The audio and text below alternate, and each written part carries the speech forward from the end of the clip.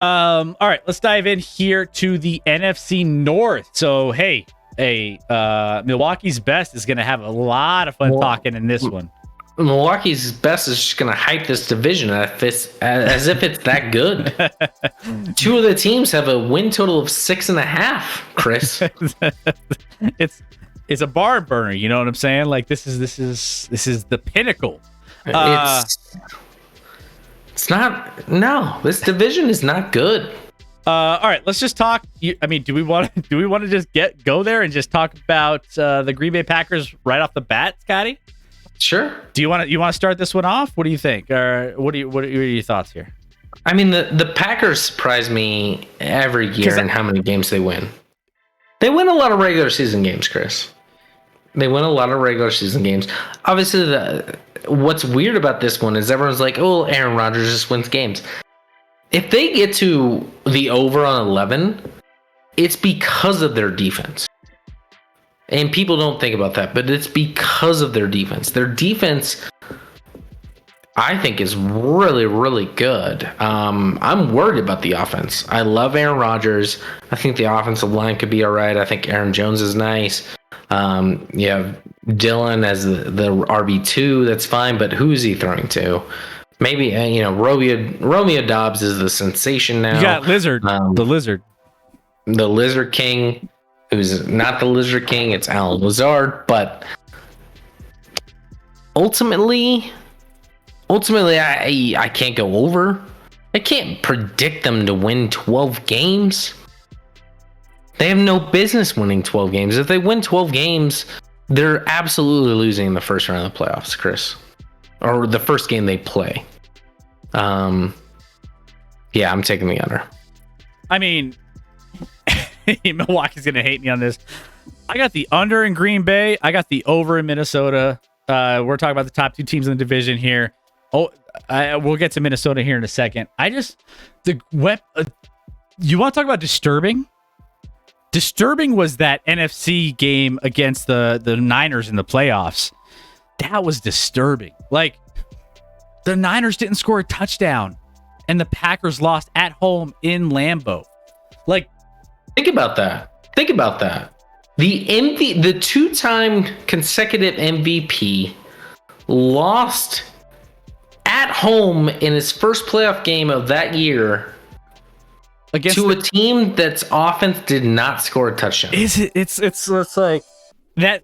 It terrifies me with this 11. The offense scored a touchdown, like an offensive, like. It's just it's weird to me, and I just can't get there with 11. Maybe they win 10 games. I think that's in the realm of possibility. I think that this is right around where it should be. I don't see that. The NFC is so weak, though. We've been talking about how the NFC battling back and forth, but I just I can't do it with the Green Bay Packers with the offense that they have. The Green Bay Packers defense, like you said, will keep them in games. But I just... Above that, they'll win a lot of games because of their defense. I think their offense is in for a tough road. Yeah. I think we go back to like Rodgers, like pre... I think we're getting back to like the last year McCarthy was there, Rodgers, which was not a good look. He literally like looked around and then threw the ball away all the time to avoid an interception or a sack after like 2 seconds in the pocket. Like Rodgers had quit at that point. I think if they start losing games to start the year, Rodgers will quit on this team. Rodgers gives 0. I don't think he cares a lot about other people. I think he cares a lot about himself. A lot about himself. Let's see. All right, so Minnesota is the next team. I already alluded. I like the over for Minnesota. I like Minnesota a lot this year. I think that they're going to be... You know what's weird is like over under 9.5 is even money in FanDuel. And I'm like, for me, why? That seems so... It seems so wrong. I feel like Minnesota, for me, is going to win this division outright. I have the over for Minnesota. I mean, they have a lot of pieces there. They have a lot of weapons on offense when it comes to wide receiver, running back. They have a nice defense. They're decently coached. I think that they're going to be in that realm to get double-digit wins, minimum at 10 wins, and they're challenging to win this division outright.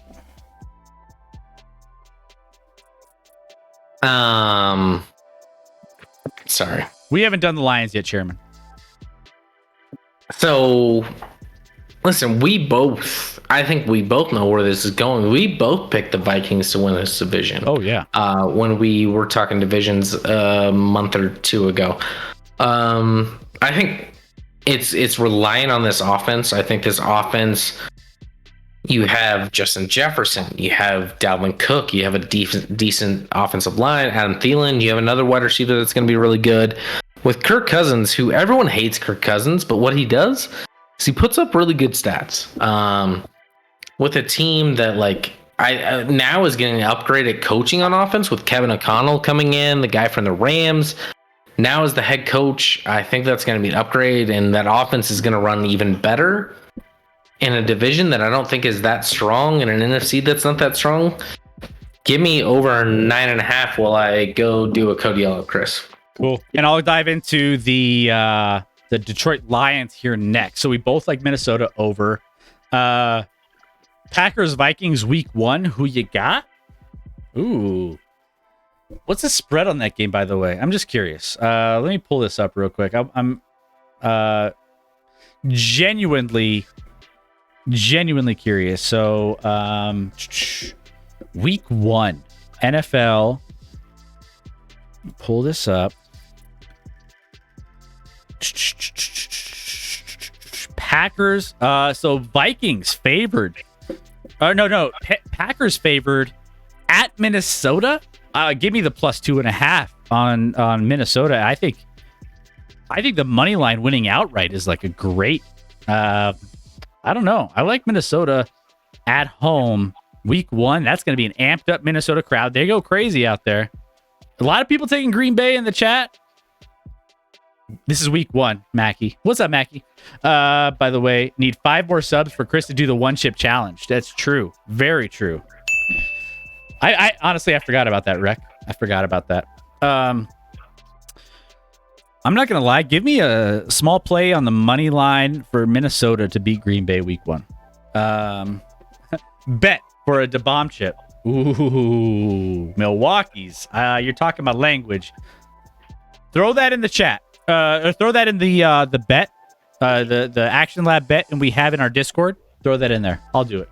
I'll do a bomb chip.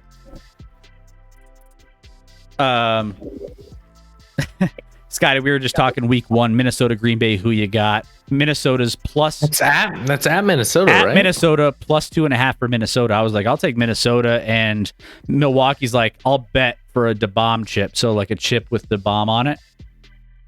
I'll take that bet. Throw it in the Discord. Just to be clear, Minnesota's plus 2.5 at home week Packers. 1. Oh. I mean, it's the 3. The field goal is what kills me on that one, and I think it might be right where it needs to be. But I like Minnesota a lot, plus 2.5 at home.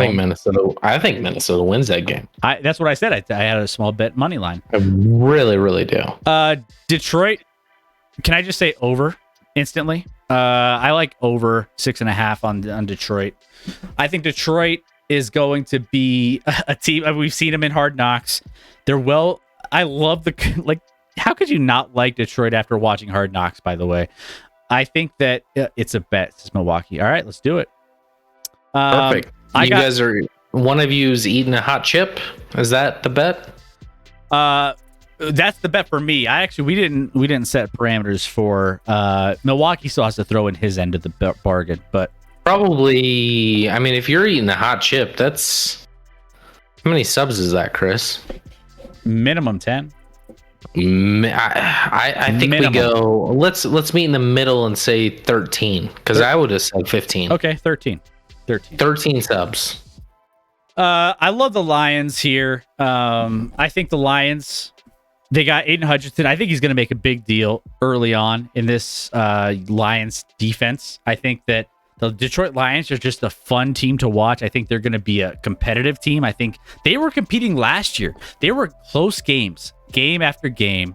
They were constantly challenging teams. And like, you know, they didn't win a lot of games last year, but they were in a lot of them against good teams. So with that being said, I think they get to at least 7 wins this year. I think they're a competitive team. I like the Lions to eclipse 7 or to eclipse 6 games and get to 7 and beat this win total of 6.5. My concern, Chris, is, and I haven't looked at the numbers, but in general, are you doing a code yellow, Chris? He gone. He's gone, guys. He didn't even announce it. He just left without saying anything. My concern is literally like, I feel like the team that's featured on Hard Knocks, you get an emotional attachment to where you like bet them in a favorable way. And I would love to see historically where those teams have finished on their over and under preseason prediction. I have no idea where it is, but I'm gonna agree with Chris. Chairman, I'm going over. I drafted literally in our draft the other day. I have DeAndre Swift. I have Amon-Ra St. Brown. I'm all in on this offense. I'm not a huge Jared Goff fan, but he can clearly be functional. I mean, he made a Super Bowl with the Rams.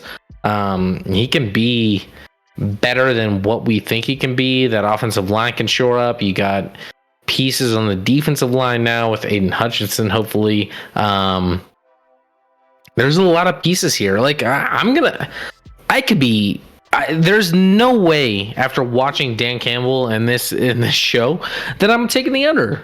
There's no head in this. It's all hard. And I want to cheer for this team. I believe in this team. I think they're good enough. I think they're going over. And I love it. I love this team. I really do. You got the over on Detroit? I got the over on Detroit, Chris. Rodrigo's going to get him over by himself. I did have the caveat, like, what I would like to research, and I don't have the numbers and I haven't done any work on it, is like teams that are on Hard Knocks. What is their... I bet they get unloaded on the over because, you know, people watch and they get emotionally attached to the team and they bet the over. And so I would love to know the record of like over under on teams that are on Hard Knocks going into the season, what that record is. I don't know. But regardless, I'm taking the over in these Lions. I love these Lions to win. I think they win 8 games, Chris. I think they go like 8 and 9. That feels, and you know, most fan bases, if your team's going 8 and 9, you're miserable. But if you're a Lions fan, you're like 8 and 9, right, Chairman? Let's go. Chairman's like, no, I want playoffs. I'm like, Chairman, you went like 2 and 15 last year, or 3 and 14, or whatever it was. Enjoy the 8 wins. Enjoy it. Okay. Mackey, I think, put early on in the chat. Chris Mackey and my buddy Andy, who's in the chat at times, they're coming out here to Denver, Colorado. In November. I made it difficult. My schedule's tricky, but they're out here in November. I'm psyched for that. How about this? Yeah. November, we have a ActionLab meet and greet here locally for everyone who's in town. While you guys are here, we'll get all the locals, Broncos and Diacola and Marie and, you know, everyone else who wants to come out in November. Hey, happy Thanksgiving, right? Let's go. Let's get together. Let's have a little ActionLab rap meetup. Love it. Mackie, I'm looking forward to seeing you, buddy. Meetup would be great. Looking forward to seeing you and my buddy Andy. Like, regardless, that's going to be a lot of fun. Chairman has it for us. He said Hard Knocks are 93, 79, and 5 versus the spread. So not quite the number I was looking for, but based off that number, interesting. That's way more successful than I would have thought. So there's some. I mean, that's a good number. People look at that and it's like, oh, it could be differentiated. No, that's a good number. That Hard Knock teams win against the spread, at least. Let's dive into Chicago. Let's wrap up this division here. Chicago Bears 6.5. I'm taking the under. I think they're going to be a dumpster fire. Right now, the over/under on FanDuel is at 5.5 at -40. Over on the over 5.5 minus 145. But realistically here, I mean, maybe they win 6 games, maybe, but I don't know. I just think that they're not going to sniff anything close to 7 wins. They have a lot to work through here.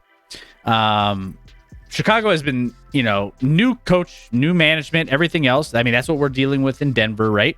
Real Soul is like dumpster fire. Yeah. No. And, they have second-year quarterback Justin Fields, still little help beyond wideout Darnell Mooney and running back David Montgomery. Offensive and defensive lines stink. Khalil Mack, Eddie Goldman, Nichols, Akeem Hicks, all gone. I mean, grab your undies, guys. Let's go under on this one. I'm going under. I'm not going to make it a long, drawn-out process here. I'm going under. I don't know how I feel about Fields. He could go either way, but he has no chance. This roster, this team, this offensive line. What's weird about it, though? You look at this roster, and everyone agrees it's shit. But everyone blamed Matt Nagy. Yep. Matt Nagy was the reason the Bears weren't good. And now Matt Nagy's gone, and everyone's like, oh, the Bears aren't going to be good. And it's like, well, why did you blame Matt Nagy? Matt Nagy had a winning record with the Bears. No one would ever, if you had a trivia question, it was like, did he win more games or lose more games? Everyone would be like, oh, he lost a lot more games. No, he had a winning record with the Bears. I'm not saying Matt Nagy was like a great coach, but everyone blames Matt Nagy for their failure, and now everyone's like, this team's just shit. They're just not that good. This offensive line's awful. It's maybe the worst in the league, Chris. So Fields doesn't have a chance, and I love Darnell Mooney on the offensive side of the ball. That's pretty much the only guy I like a lot on that side is Mooney. I think Mooney's a playmaker and can make something out of nothing. But defensively, you don't have a lot there. Like this team is under 6.5. No doubt, Chris. No doubt. Reckoning said you could say that the Rockies stripped everything down to the core. Fingers, say to the face. What? Slap. Thank you for the biddies, Reckoning. Appreciate that. Why you talk over my bit response? Was that was a Coors joke? I didn't see until I saw the spelling. I was like, I don't get it.